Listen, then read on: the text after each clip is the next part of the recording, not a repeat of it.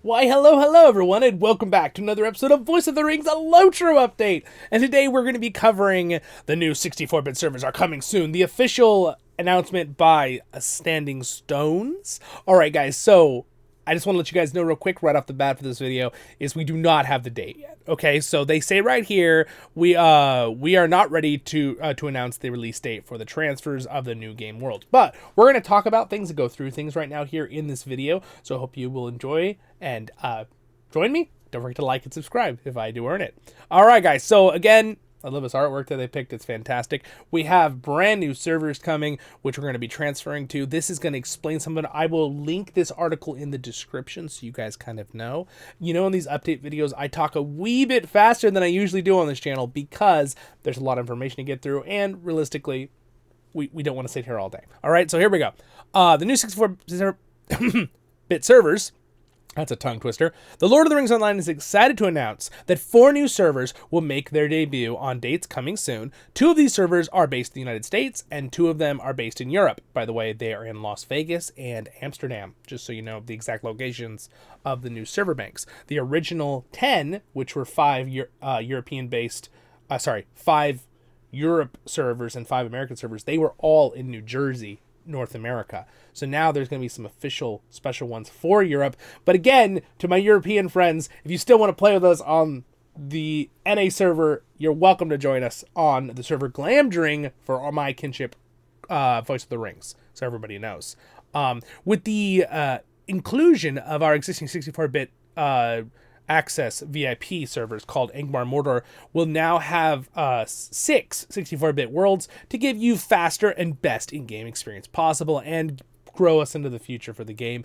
By the way, they spent a lot of money on these servers, so I don't want to hear any comment that people are like, oh, it's because the game's dying. No, that is the complete opposite on what this situation is. They just spent many dollars to open these brand new hardware, brand new server locations. It's very exciting. This means we have many years of LOTRO to come. We intend to keep our existing 32-bit server worlds open into the future. This is them telling us. But we hope and expect many players will want to transfer to the new worlds. Yes, and they would like that. If people, I'm going to, because I've played on 64-bit on the Legendary server, and it's awesome. Side note, the Legendary servers will stay and continue as normal. I do not believe they will have transfers to the new ones. We're just talking about the original 10 32-bit worlds, okay? The 10 of them. They are going to be, 5 of them will be going into 2 American new 64-bit, and 5 of them will be going to the 2 European ones, okay? So that's what we're talking about here with everything, so everyone knows. So we're announcing a free transfer plan to allow players on 32-bit North American worlds to transfer to our new 64-bit North American worlds, and players on the 32-bit, which is what I just said, worlds, to transfer to the new 64-bit European worlds. And it will be free. They'll probably have free transfers for, I'm assuming, many months, because some people will probably learn about it 3 months after it happens and then be like, oh, I want to transfer. I have a feeling because they really want the community to be happy with everything, they're going to keep that out quite a while. And some people have made comments that there'll be transfers between the worlds, the new ones, like between the 2 American and between the 2 European. You cannot go between, because of a tagging system, you can't be on a European server and transfer to an American one and vice versa. Even though technically they were all in the same location, it was something to do with how they tagged names and numbers and stuff, but they already talked about that in an interview. All right, so just little side notes so people aren't like, oh, I'm going to transfer to the American server on a European one. You're going to have to go to the European one. So if you're an American player that was on a European server, you're going to have to transfer that character to the European server.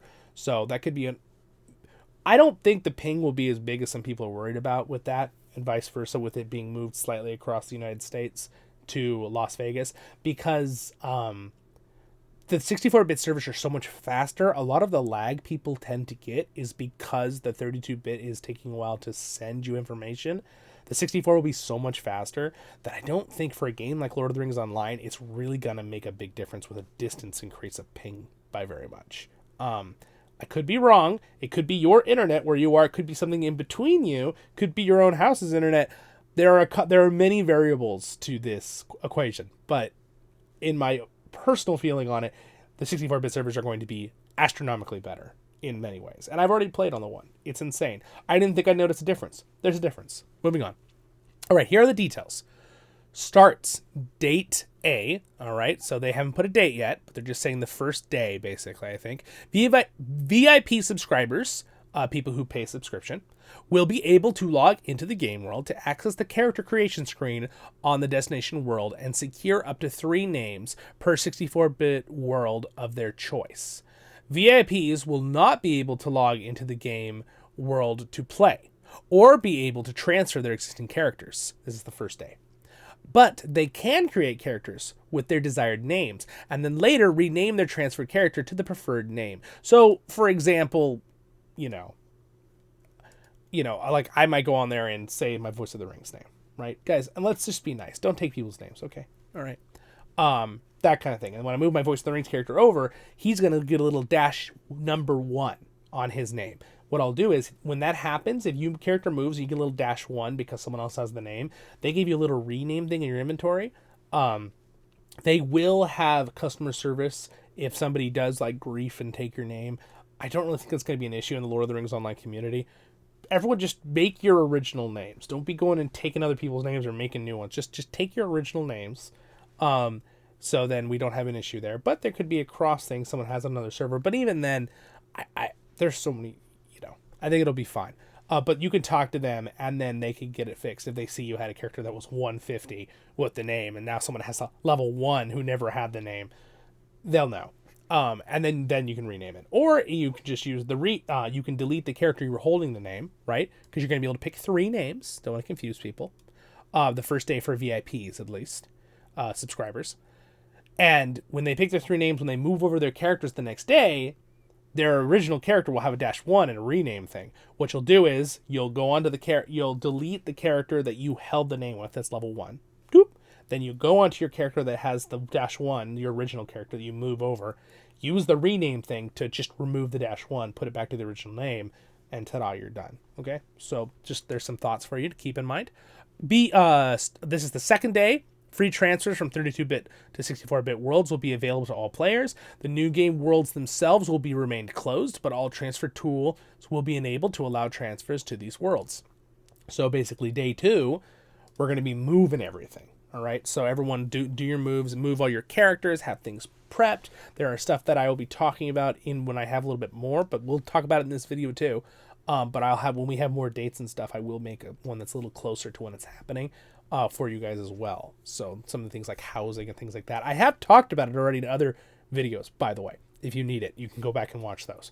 But we're not going to do that right now. The new game worlds themselves will remain closed. Okay, awesome. So you'll be transferring on day 2. They're going to be watching stuff, things like that. Side note to my kinship, okay? I will do my very best as the leader of the kinship. When I move my main character, it's going to disband the kinship on the other server, and I will have a little kinship rank 10 Voice of the Rings that I will reopen when I can log in and make on day 3 that we're talking about we're going to talk about now. Just keep in mind that really I should be the first one to log on and reopen the kin, because then when your characters log in, they will automatically be still in the kinship. If they're not, you might have logged in before me, which again, I'm going to be logging in like the moment I can log in. All right. As a kinship leader, so it makes it easier for you guys. But if that happens, don't fret, don't freak out. Why am I not in the kinship? Just talk to us in Discord. Again, best way is stay with us, talk with us in Discord, and we'll get you back in. Really easy. We'll re-invite you. Okay? Just let us know. It's not really like, there's no stress here. It feels like there's going to be stress, but as kinship leader, I'm going to make it as little stress as possible. As a content creator for Lord of the Rings Online, I'm going to try to help you guys, the community, as best I can with this stuff. So just, be ready. You might have to be up at a certain crazy time of the night to do the transfer button, or the login button, right? But it's not the end of the world. All right, our new game worlds open. This is day 3. Basically, free transfers from 32-bit to 64 will continue through August 31st of 2025. Okay, so they're going to do the free ones till August. So January, right? That's pretty good. That's like, 4 months, 5 months? That's a lot of time. Yeah, to the end of August. That's nice. Okay, so they're giving a lot of months here for people to get free transfers. It doesn't mean you won't be able to still transfer later, but obviously it can be pricey to transfer one character. It can be like just under, it's like what, 15 to 20 US dollars. So if you have, 50 characters to transfer. Now they did give us a couple free slots. They might say that here in a minute. All right, the free transfers between the 64-bit world will be operate on a rotating weekly basis and continue through the date. All right. So again, they will have one, but it's going to be rotating, I guess. I'm not sure how that'll work, but we'll find that out later. All right. The last day, we are working to allow for free transfers from many previous closed worlds. So this is another date they're going to add. So these first three, from what I know, are going to be day 1, day 2, day 3. This last date, we don't know yet, but I'm just going to let you know. It'll most likely be a few days later. I don't know if it'll be on day 4. Basically, we are working to allow free transfers from any previously closed game worlds to these new 64-bit worlds. We will have more information on timing for these closed world transfers, or sometimes they're called dark worlds, people use the term, in the future. We will likely open transfers to a few game worlds at a time over a period of time and leave transfers from these worlds open until later announced date. After the final transfer period, these previous closed worlds will be permanently closed, meaning they're probably going to delete everything, okay? And no future character transfers will be possible. So basically, if you have a character that was on... I was a long-time player on Firefoot, okay? And then I moved to CrickHollow, and now I'm going to be on the server Glamdring, right? If you had a character on those original, there was maybe 12 servers that were closed back in the day, almost all of them are going to be able to be opened. The 2 original legendary servers will not. Just keeping that note.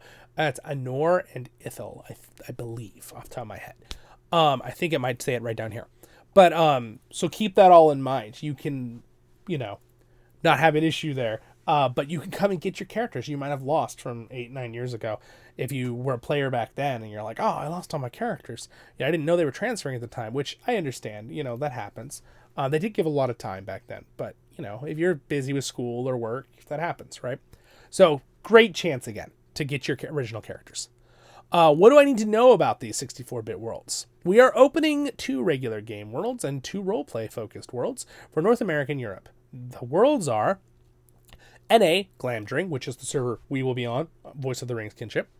Peregrine, NA Roleplay. Orcrest will be a European main regular server, and Meriadoc will be the EU roleplay server. Now, can I just point out real quick that here's some information they have about it, okay? But roleplay really doesn't super affect the difference. There's it doesn't affect anything in the server. It just affects the idea of what their goals are for the server and the players joining, okay? They say our role play designated worlds are meant to give guidance to fellow role players as they consider their destination world. We do not enforce roleplay appropriate naming, nor require players on the server to roleplay.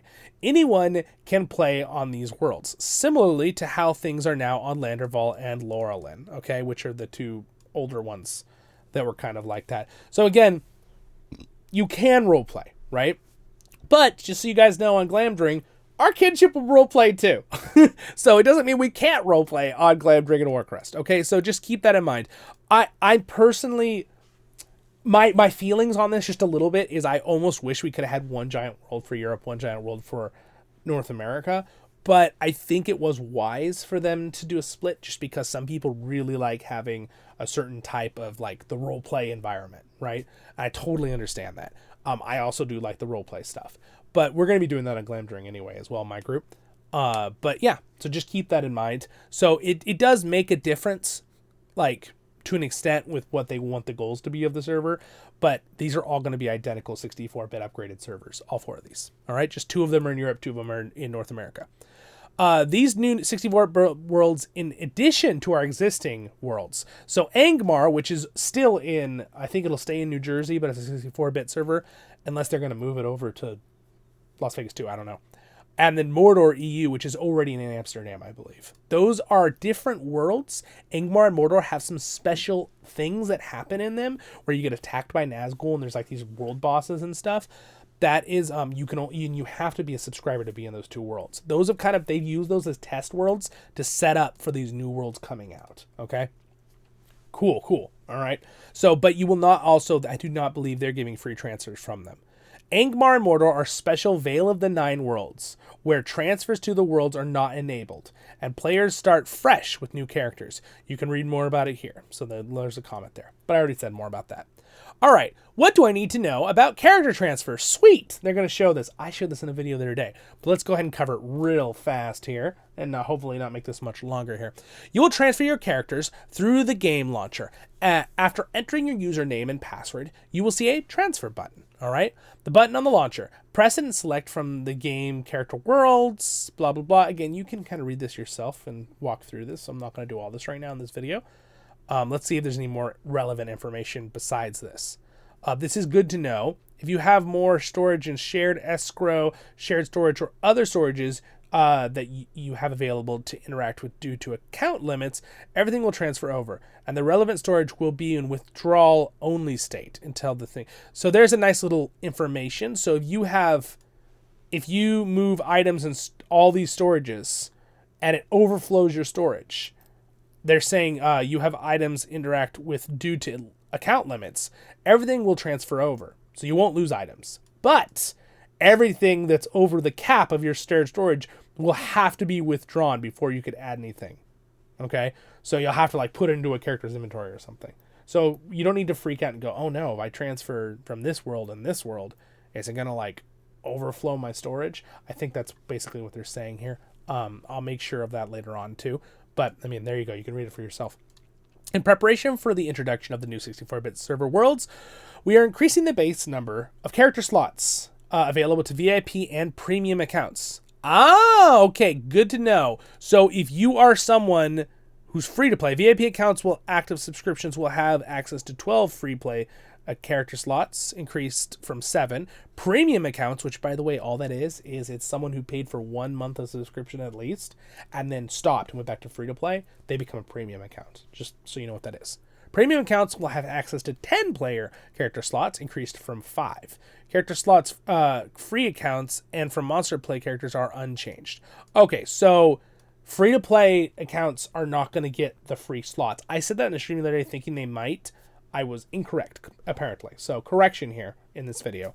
I don't remember which video I'd go write a correction on that video.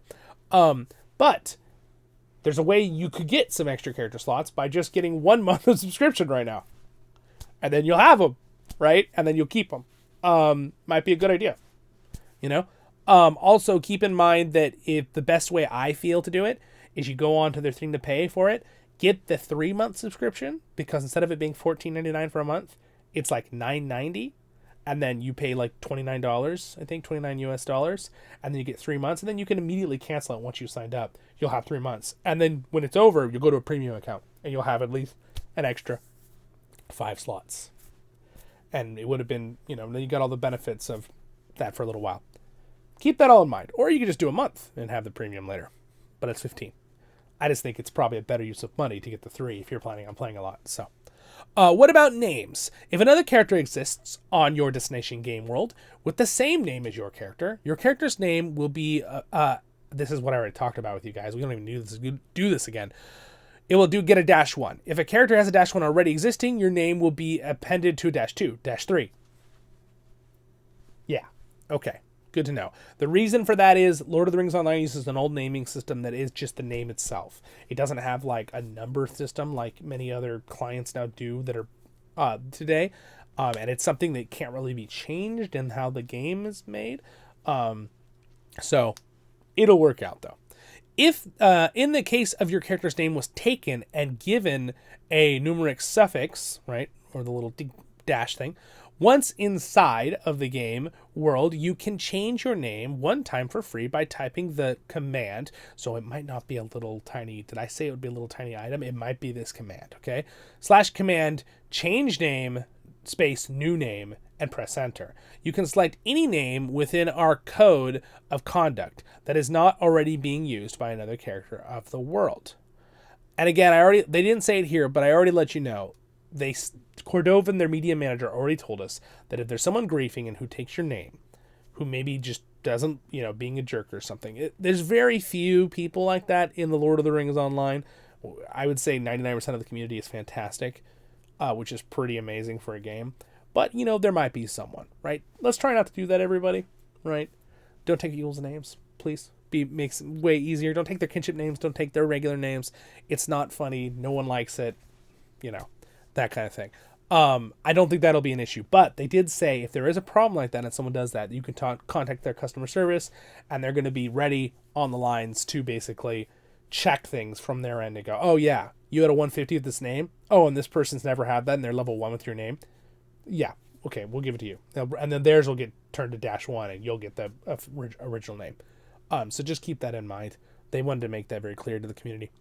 Most storage and wallet items will overflow if needed. Okay, which means that you will not be able to add additional items to that form of storage until it's reduced below your limit. However, the following items will not overflow your wallet. Okay, so your wallet, basically, if you transfer all your wallets from all your servers, right? Because they're all each character kind of carries some stuff, but it's just considered shared storage now? Oh, I don't remember. Let's say you just move all your stuff from three servers, okay? Most of the things will overflow. Make sure you go and double check your wallet once you're there and use stuff up that's over the cap. It'll say, it'll be like 12,500 / over 10,000. Then you're over the cap, right? But Embers of Enchantment, Motes of Enchantment, and Fragments of Splendor will not. Monster play cannot. Sorry, my words right now. Anyway, those things, the little bandits. I don't know why I can't say that word right now, but they will not. So use them up. These are all things you can use up to buy good endgame gear, good endgame stuff.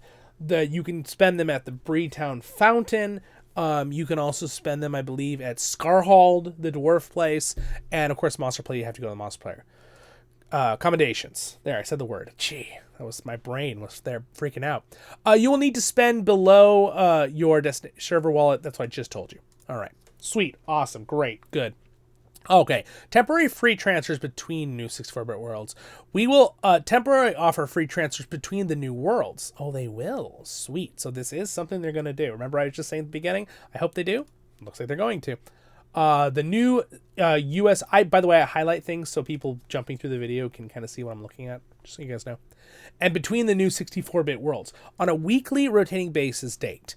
This will allow players who accidentally find themselves on the wrong world, or who end up wanting to instead join a group on a different world, the opportunity to transfer their characters to their final destination world. Each week, Wednesday, until the next Wednesday downtime, we will alternate between available to transfer between world and regular worlds. All right.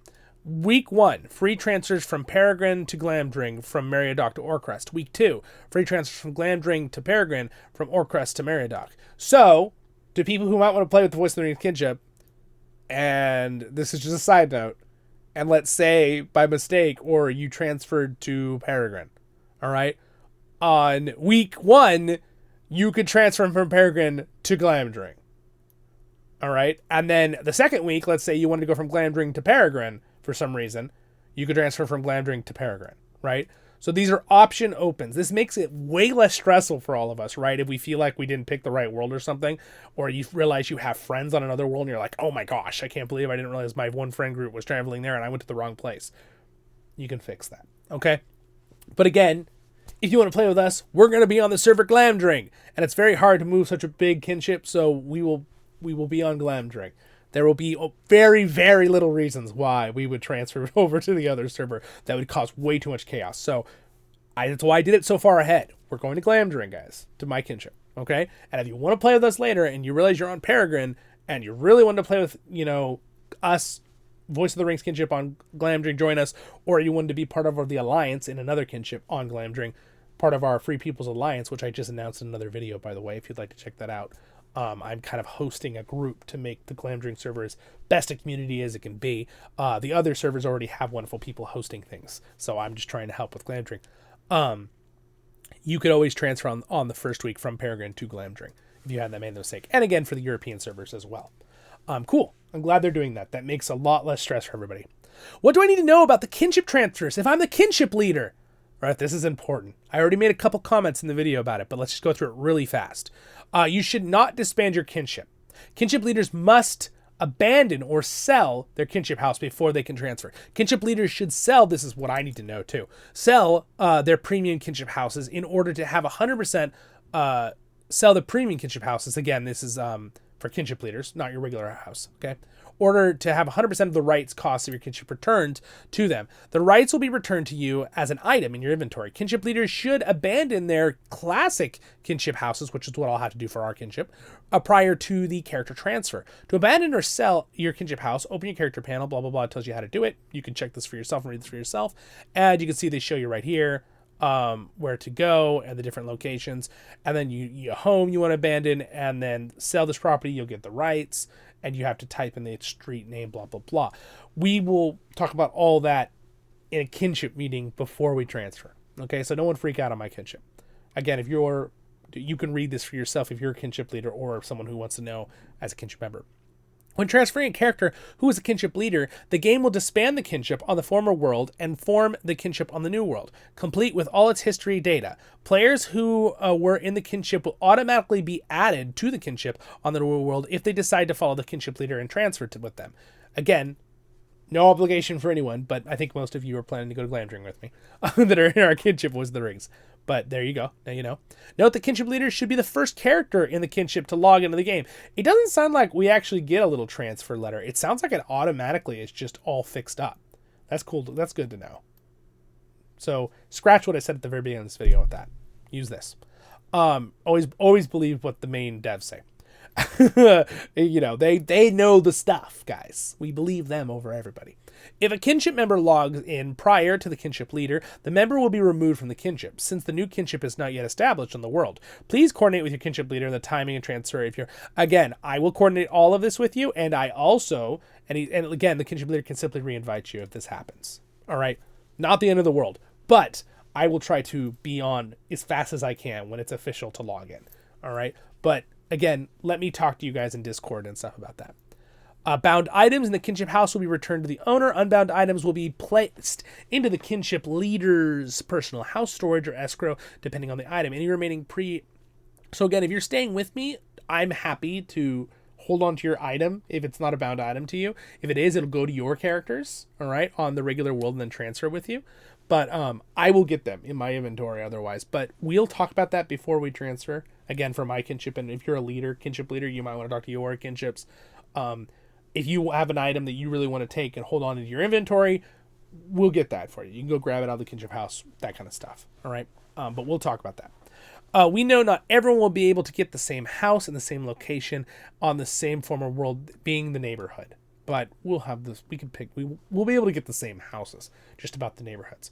But we will be working to offer many neighborhoods as possible at launch. So they're going to add, I'm assuming, if they're merging 5 servers into one, that they're going to be adding a ton of server worlds to the areas. I really hope they're planning on, like, you know, for how many server worlds there are in each one, really there should be that many options in the new place, right?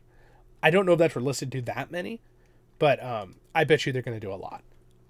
The good news about this is we might be able to pick our kinship house and then a lot of us buy in the same neighborhood in the first day or two. If we plan ahead, all of us, for my kinship and for any other kinship, pick a neighborhood, you know, go all together at the same time in person in game, our characters, and go and buy our houses all in the same neighborhood. Make sure we pick a neighborhood that's empty at that moment, and we all buy our houses because you can take up the neighborhood, right? That's a nice thing. We'll all be able to kind of do that instead of being all over the place. But on a side note, we're going to probably get a premium kinship house for our kinship coming into Glamdring. So if you're someone who doesn't want to pay real money, we will also pick a neighborhood with us working together, whether it still be the dwarf one or a different one. We're going to kind of vote on that and decide on that, or we can all be in the neighborhood. And I can have a secondary kinship where I could buy a kinship house for that neighborhood still. We could still have one to use as convenience. All right, keep that all in mind. What do I need to know about the kinship transfers if I am a kin member? You do not need to leave your kinship. You will automatically rejoin your kinship after, again, here's all the information. You can read this yourself if you need to. Any bound items and escrow personal, that's what we just talked about. What do I need to know about my existing personal housing and transfers? Okay, so now this gets kind of important. I'm going to read this kind of fast, so stay with me. And also, if you want, you can just read it yourself. There are a few things you need to to do other than transfer. The belongings and history of the ownership of your house will go with the character to your destination world. When you log into your destination world, you will have a mail that contains an attachment of currency equal to the purchase cost of the house. All your items will be in your escrow house storage, whichever one you go to around the world. Doesn't matter. They're like they work the same way as your vault. Okay, they're just in the housing areas. And character-bound items will be returned to the appropriate characters. You will need to purchase a new premium home with the rights you receive if you wish. Housing storage upgrades persist with your new home when you have a new housing chest. Sweet. So if you bought all those spots with mithril coins, when you get your new premium house, it'll still have all the spots. Inventory space. Players should consider putting hooked items into character storage and remove anything their small premium per house storage chests prior to transfer if they plan to move only a few characters and they wish to leave certain decorations behind for the characters that are remaining on the existing server world. If you are moving all your homeowners, remember to transfer the account bound storage from the former server to get your decorations available on the new world. Players should also remove items from their shared housing storage is a different thing than regular shared storage, okay? That are bound to the characters that they do not intend to transfer, or remove items bound to a character that do not intend to transfer, obviously, because it's connected to that character. Intend to transfer their shared storage items at this time. Now, I plan to pretty much move most of, and not all my characters. I'll probably leave one or two to do some stuff, and, whatever, until the very end. If that server gets closed in the future, we'll see. Now for non-premium houses. Storage unit capacity will be preserved and applied to the house you decide to purchase on your Destiny world. Sweet! So if you spent tons of gold and some mithril or something to increase it, that'll be kept. That's awesome. When you purchase your new home, it will start fresh with upkeep, ownership time, and grace period time, just like the newly purchased non-premium house. Good. All right, sweet. Recommended transfer orders. To make the process go smoothly as possible, we recommend transferring characters in the destination in the following order: kinship leaders, homeowners, shared items, other characters. All right, cool. Important, in-game mail is not transferred. Make sure you detach your mail. So if you have something in your mail that someone sent you and you're using it as storage or something, you need to detach it, okay? Any auctions underway will be lost. Make sure everything's done in the auction hall.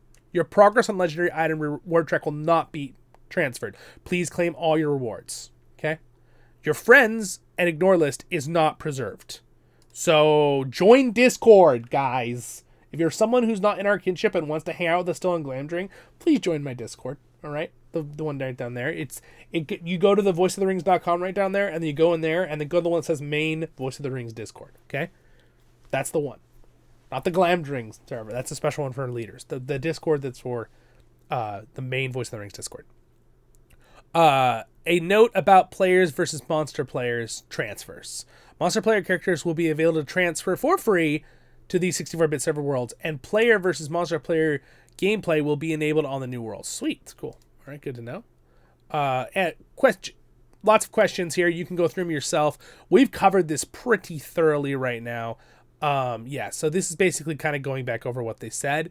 We can cover this in a video if you'd like, but I'm going to be using this as information to basically know kind of what's going on. This is about the dark worlds and the old closed worlds. These are the ones they're going to try to open, just so you know. There we go.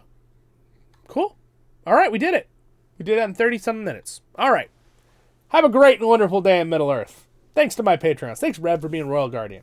And again, I said this the other day. I got to update this. I got some more wonderful patrons. Thank you to all of them. And I will see you guys in the next episodes of Voice of the Rings. Baruch Hazad, Kuzad, and you. Stay happy, my friends. And I'll see you all in the next episodes of Voice of the Rings.